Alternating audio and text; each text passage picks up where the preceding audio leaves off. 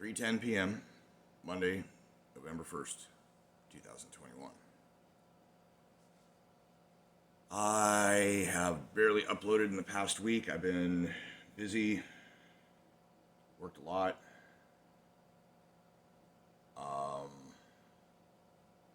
Couple ideas for videos that, skit or vignette or segment ideas, and nothing of sufficient quality, or they were real in the moment, at the moment things, but they were at work. And so it's like, I'm not putting work anything. I'm not putting my uniform, not putting the logo. I don't get paid for promotion of that, for one. And for another, I want to make sure that I can't get canceled from my real world job because somebody saw something here. And I'm not hiding the fact that I have a YouTube channel.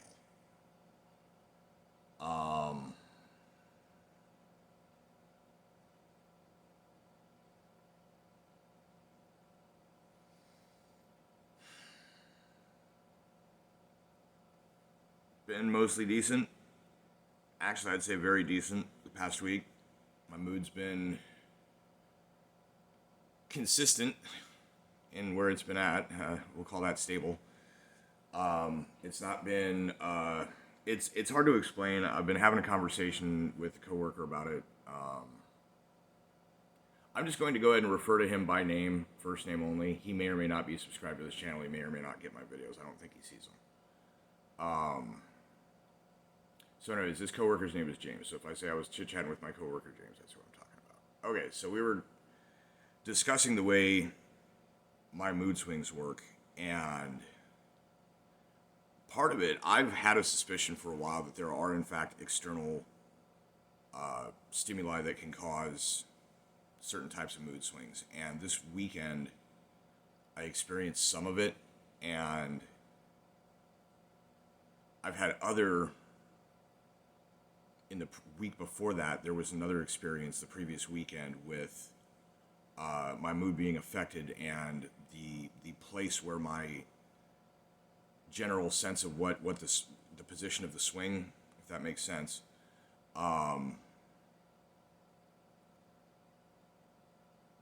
basically I get ultradian cycles. This means that if I was to focus on where my mood is, or just to, if there was a way to take notes on where my mental state is at any given moment, if you were to take all that data and plot it for a given day, you would find that somewhere between the 15-minute to 30-minute duration consistently throughout is a little bit of this.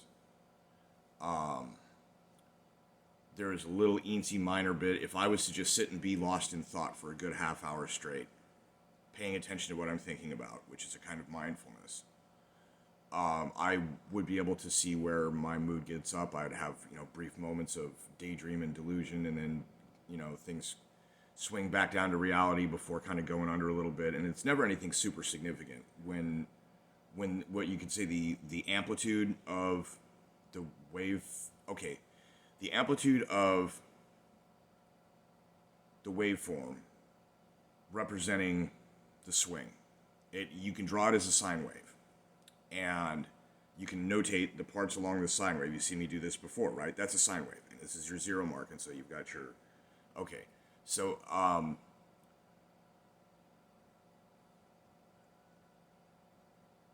the amplitude is the height from that middle baseline to the top of that wave, the peak of the arch, as it were. And the same thing for the bottom. And the top and the bottom are not always, it's not always a 50-50 equal and opposite, dip. Sometimes the up is only a little bit, and it stays up for a long time, almost seems flat, and then it'll dip. Sometimes when it dips way low and stays down, or it'll go and stay just below the line. There's all kinds of stuff that this does. In a general sense of where my mind is at days on end. It's like I've described it previously as a like a rotoscope effect, where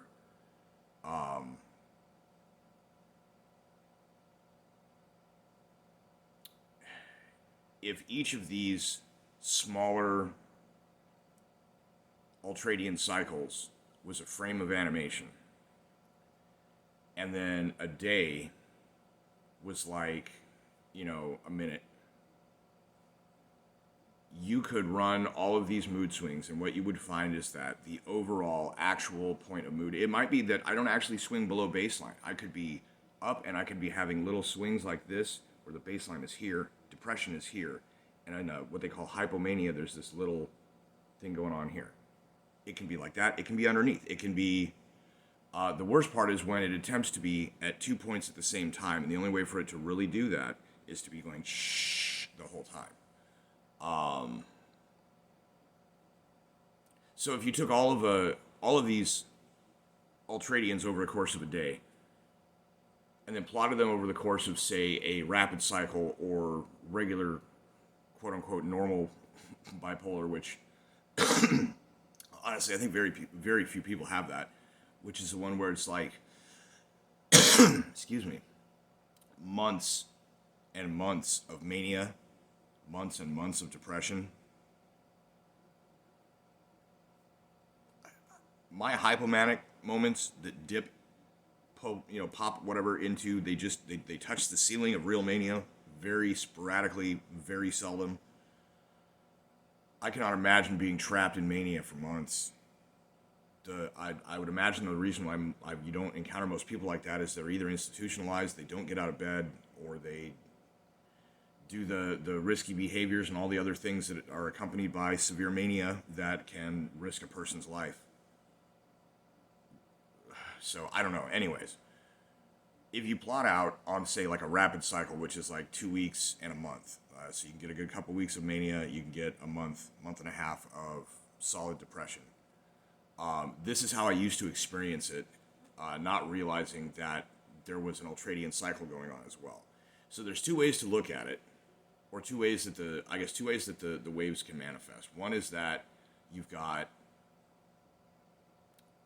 the rapid cycle dichotomy on a wave, and as the days, as frames pass along this over the course of, this is almost a 2 month period, basically, a 2 to 3 month period before it completely resets itself. Long enough for you to forget that it's happened, to the point that you get caught up in whatever else that you're doing, and you notice that you're coming out of the funk, and hey man, things are picking up, and good things are happening, and life is great, and this is all right.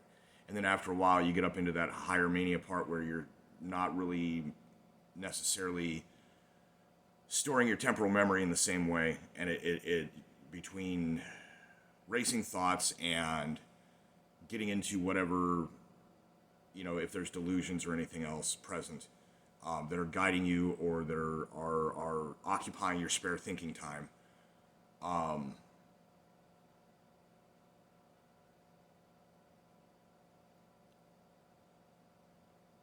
That whole thing is actually a series of little swings, and in some cases they do go like, because the other the other way that the wave can manifest as smaller waves following a bigger wave shape is this would be amplitude modification, but it's a very subtle modification of the single wave as it goes, which I don't even know how to. Another way of looking at it, perhaps, then, would be that you've got a 20-minute cycle of up and down, and then if the next one was to get worse and worse, you can imagine that as being like this. But what's actually going on at the same time is that there is an overall arc that is being shaped by the height of these, but if they're going equally high. Most of the time they don't do that. That, I would say, is probably more like what a mixed state episode might be like. Mixed state episodes are basically anxiety-ridden, both moods at the same time. Nobody seems to really understand exactly what's going on in the brain, and it's really hard to pay attention when it's happening. So being like, I'm take some scientific notes while I'm contemplating self-destruction. Like, nah, it doesn't. And I don't mean to say that I'm experiencing that or that I'm contemplating that. I'm really not. What I am saying is that that is the most dangerous of the mood states when it comes to self-preservation. because it can be so hectic, so eternal. And what I mean by eternal is an eternity is a single moment stretched infinitely. A literal single moment that doesn't end. So if it's like the Brief History of Time movie where the teacup drops, that moment right before it hits or something, and it's just like, okay, the teacup never hits. It's still constantly falling, but it never hits. Like a single moment. And imagine that single moment is some kind of fear, angst, delusion, self-denial, possibly self-loathing, depression and mania at the same time. You can't figure out why that this is not. It's simply you're not supposed to function this way. It's not supposed to be that way. And when it does happen, it's very dangerous. And if it feels like an eternity when you're in it, and if you cannot handle that eternity, sometimes you take action to end that experience, to make it stop. Right? That's why it's so dangerous. That's why it's so dangerous.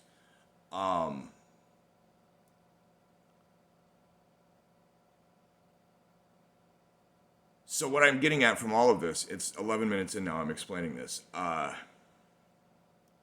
There are times when it seems like solar activity definitely affects where the mood's at. And it does it in ways that are not necessarily a nice, smooth, linear wave function. It can just be like, we're going for the highs, we're up. Like there's literally no diagonal. It's just like, okay, teleported here. It's disorienting when it does that. And what I probably should do is figure out. I'll have to do some recollection and trace back about when it was that I actually had my experiences with mood swings that were so bad that I had to go see a therapist and get a diagnosis and was on medication for a while. Because there were things going on with my mood swings that I could not control, and I was trying to work a full-time factory job, and you can't be having to go take a cry time in the bathroom in a goddamn factory, dude. People don't like that. It's like, I can't help it, it's not that I'm upset, my fucking brain. Like, these are the times you need to be at home. And you can't do that. So then I went to a doctor, I got a mood stabilizer. I was able to experience for a while a nice baseline and really get to know what that's about, and realize that basically every single aspect of my personality was actually an artifact of bipolar symptoms. And that without that, everyone's like, where'd Rob go? So that was kind of the impetus for me to scale myself off and find other ways to deal with it that are a lot. As I am now, I may seem like a little scattered and whatever, but I perform excellently at work. I'm a good driver.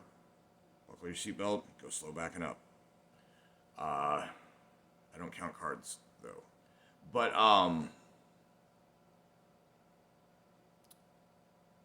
I find ways to be functional. I find ways to deal with it. That's a lot of the esoteric and mystical and meditation, quest for Zen, all that stuff.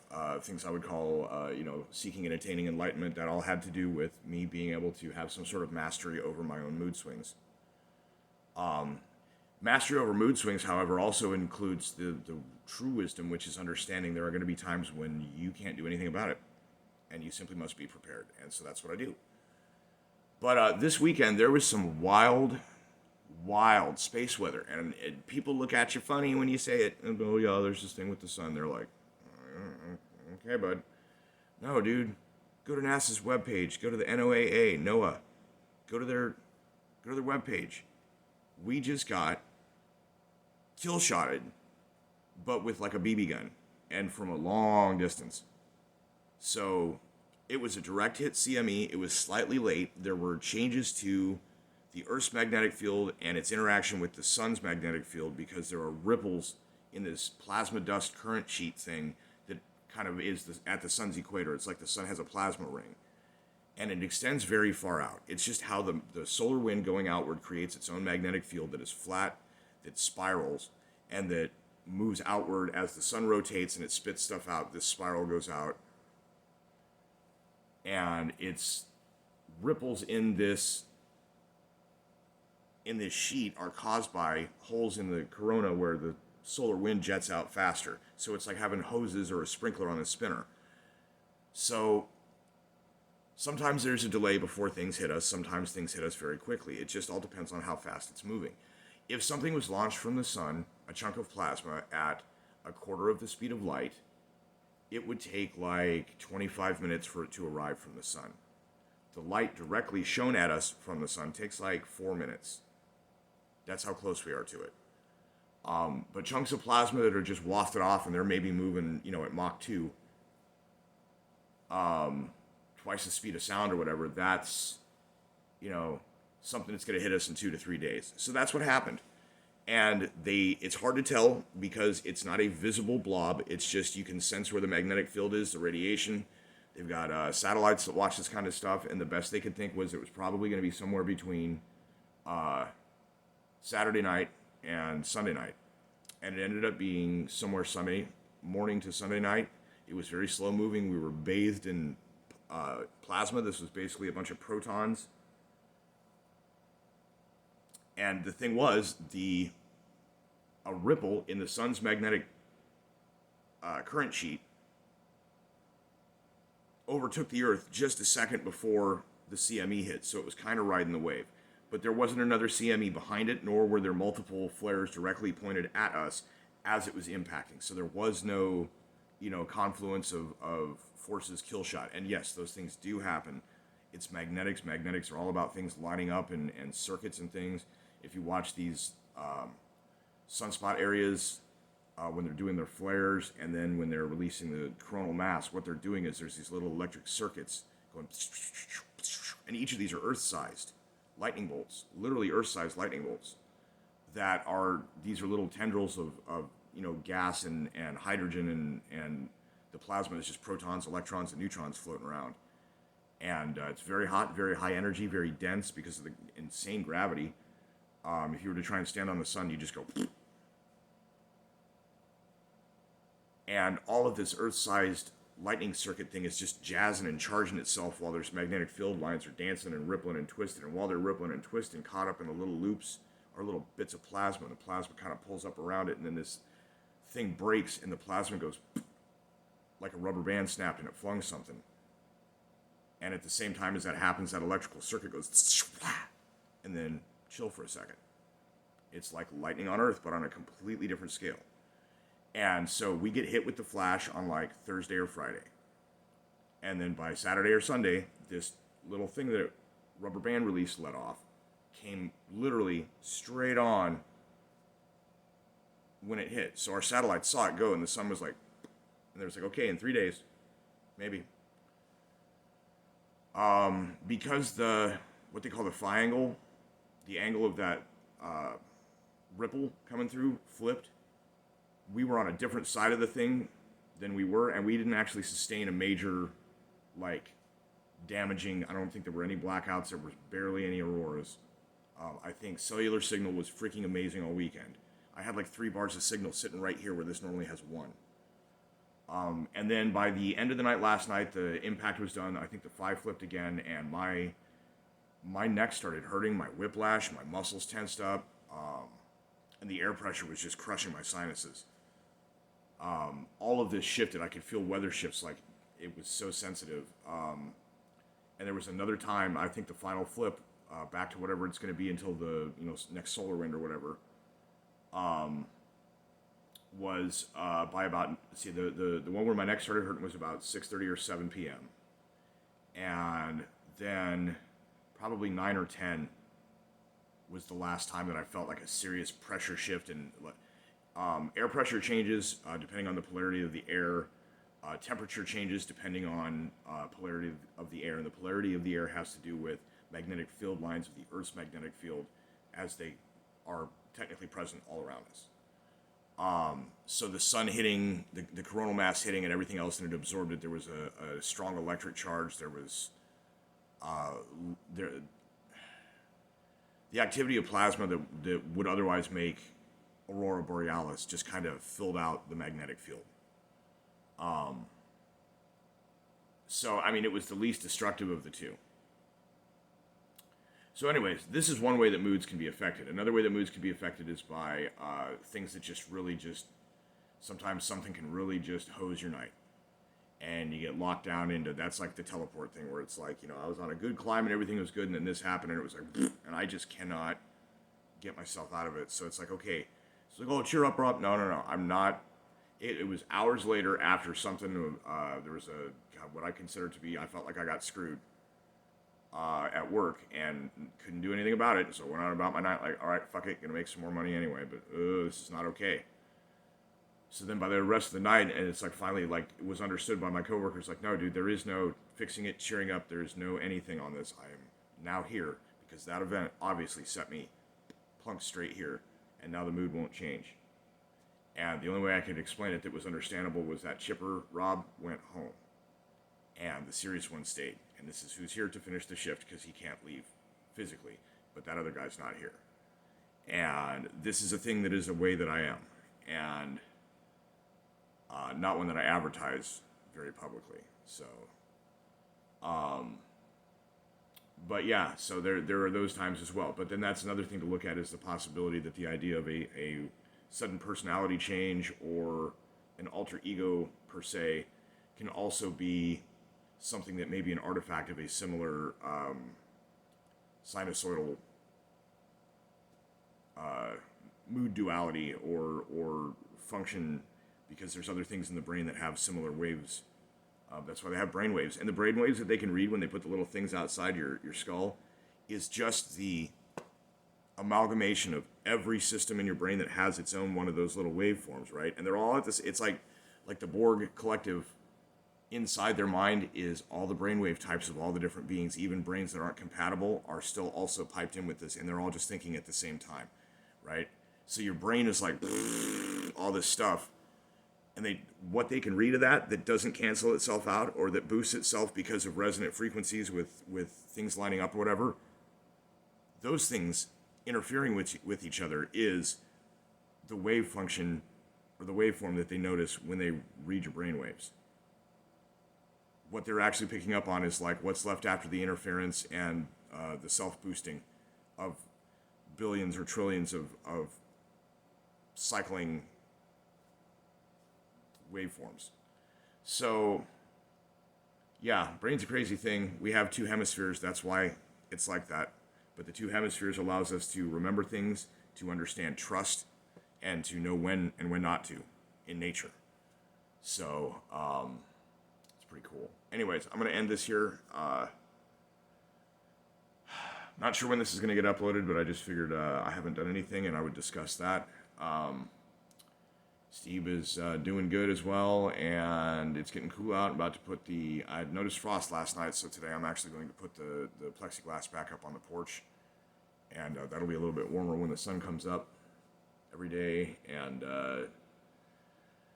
because my whiplash acted up and it's still hurting, I'm actually not going to be able to do any logging today, but what I may be able to do is begin to get ready for winterization and get that out of the way now. So hope everybody has a good Monday. It is All Saints Day, Day of the Dead. Commune with your deceased ancestors.